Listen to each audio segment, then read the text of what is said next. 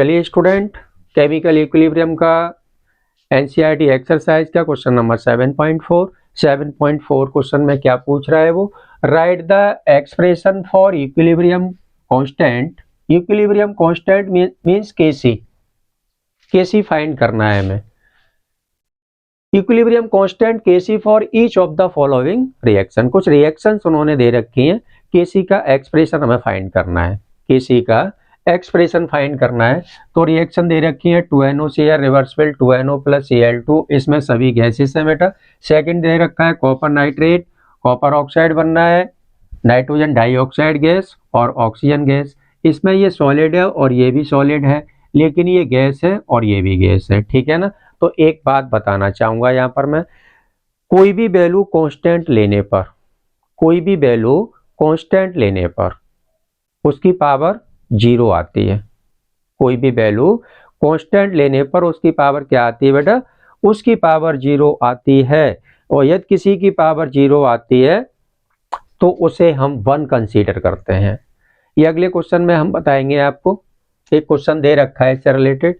तो इस रिएक्शन के लिए केसी हम कैसे फाइंड करेंगे। केसी इक्वल टू क्या होगा, केसी इक्वल टू होगा बेटा कंसंट्रेशन NO की पावर 2 इंटू बेटा कंसंट्रेशन ऑफ Cl2 की पावर 1 लिखना चाहे लिख सकते हैं, ना लिखना चाहे कोई बात नहीं है, सभी gases divided by concentration of NOCl की पावर 2, क्योंकि 2 मोल्स तो है इसके, कोफिशिएंट 2 लगा हुआ है। जितना कोफिशिएंट लगा होता है उतनी उसकी पावर हम लगा देते हैं। क्लियर है।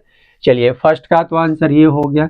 सेकंड में क्या पूछ रहा है, सॉलिड को और लिक्विड को 1 कंसीडर करते हैं, ठीक है ना। सॉलिड को और लिक्विड को, कैसा सॉलिड होना चाहिए, प्योर सॉलिड हो या प्योर लिक्विड हो, तो उसको हम 1 कंसीडर करते हैं। तो यहाँ पर हमें सॉलिड को तो इग्नोर कर देना है, इग्नोर करना है। तो ये भी सॉलिड है और ये भी सॉलिड है, तो इसको तो हम क्या करेंगे, इग्नोर कर देंगे, नेग्लेक्ट कर देंगे। तो केसी क्या निकलेगा इसका, केसी का एक्सप्रेशन, केसी इक्वल टू बेटा होगा कंसंट्रेशन NO2 की पावर 2, सॉरी NO2 की पावर 4, क्योंकि कोफिशिएंट कितना लगा हुआ है यहाँ पर 4 है, तो जितना कोफिशिएंट होता है उतनी उसकी पावर कर देते हैं। NO2 की पावर 4 इंटू बेटा O2, ये आ गया केसी का एक्सप्रेशन। नेक्स्ट देखो, थर्ड में क्या पूछ रहा है, इथाइल एसीटेट का हाइड्रोलाइसिस कराया, एसिटिक एसिड बना और C2H5OH बना। तो लिक्विड और सॉलिड को हम 1 कंसीडर करते हैं, ये पहले ही बता चुके हैं। तो इसमें वाटर लिक्विड है और सभी एक्वस है, एक्वस को हमें लेना है, गैस को भी लेना है, लेकिन प्योर लिक्विड और सॉलिड को नहीं लेना है।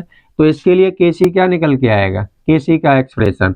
तो KC equal to concentration of CH3COOH और इंटू बेटा concentration of C2H5OH divided by concentration of CH3COO C2H5।